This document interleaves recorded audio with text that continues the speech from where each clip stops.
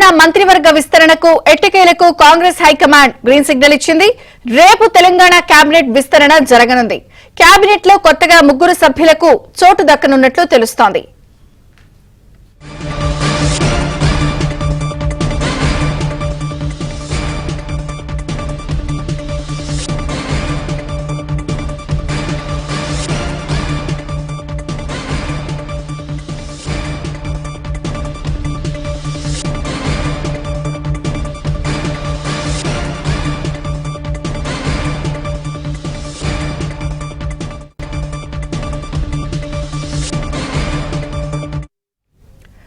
తెలంగాణ మంత్రివర్గ విస్తరణకు ఎట్టకేలకు కాంగ్రెస్ హైకమాండ్ గ్రీన్ సిగ్నల్ ఇచ్చింది.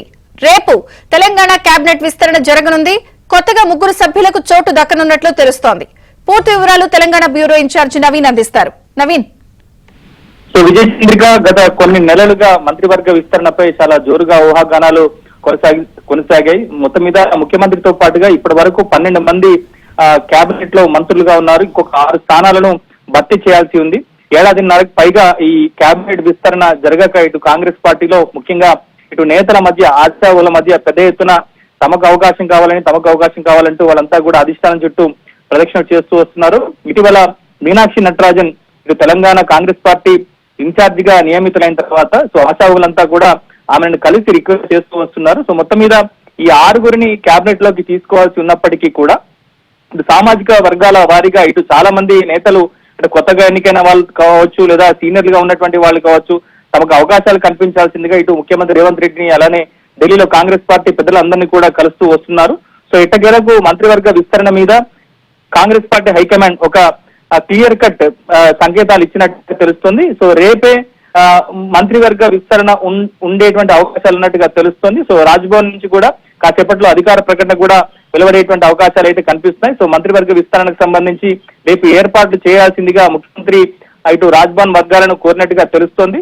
రేపు ఈ కేబినెట్ విస్తరణలో ఎంతమందిని తీసుకుంటారన్న దాని మీద ఒక సస్పెన్స్ అయితే కొనసాగుతుంది.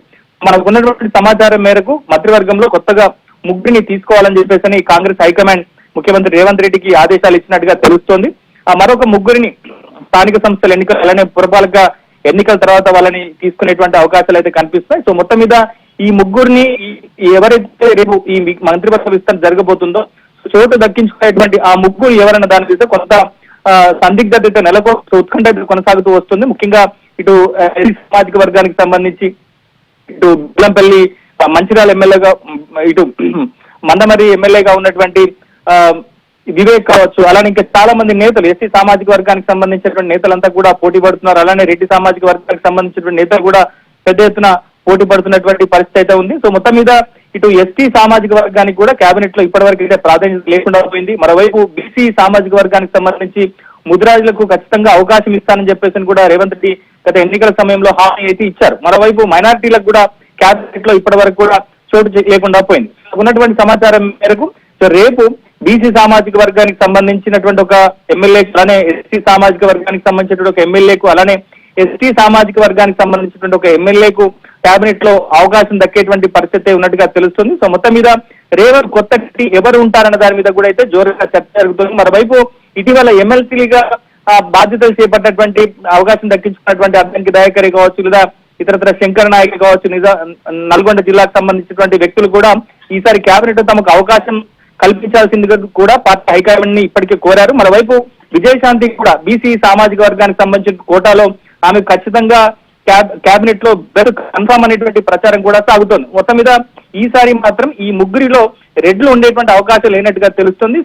రెడ్లకు సంబంధించి ఇటు కోమటిరెడ్డి రాజగోపాల్ రెడ్డి కావచ్చు, లేదంటే నిజామాబాద్ జిల్లాకు సంబంధించి సుదర్శన్ రెడ్డి కావచ్చు, ఇంకా చాలా మంది నేతలు కూడా రెడ్డి సామాజిక వర్గం నుంచి కేబినెట్ లో బెర్త్ కోసం వీళ్ళంతా కూడా ఎదురు చూస్తున్నటువంటి పరిస్థితి కనిపిస్తుంది. ఇంకా మంచిర్యాలకు సంబంధించినటువంటి ఎమ్మెల్యే ప్రేమసాగర్ రావు కూడా తనకు అవకాశం ఇవ్వాలని చెప్పేసి కూడా కాంగ్రెస్ పార్టీకి సంబంధించినటువంటి అధిష్టానాన్ని కోరుతూ వస్తున్నారు. ఇక హైదరాబాద్ కు సంబంధించి ఎమ్మెల్యేగా ఉన్నటువంటి 2-3లో ఎవరికి అవకాశం ఇస్తారనేటువంటి చూడాల్సింది. మొత్తం మీద ఇన్నాళ్ళుగా ఊరిస్తున్నటువంటి కేబినెట్ విస్తరణ మాత్రం రేపటితో దానికి ముహూర్తం అయితే కుదిరింది. రేపు ఉదయం 11 గంటలకు రాజ్భవన్ లో 3 ఎమ్మెల్యేల చేత 3 మంత్రులుగా ప్రమాణ స్వీకారం చేయించేందుకు ఏర్పాట్లు అయితే పూర్తవుతున్నాయి.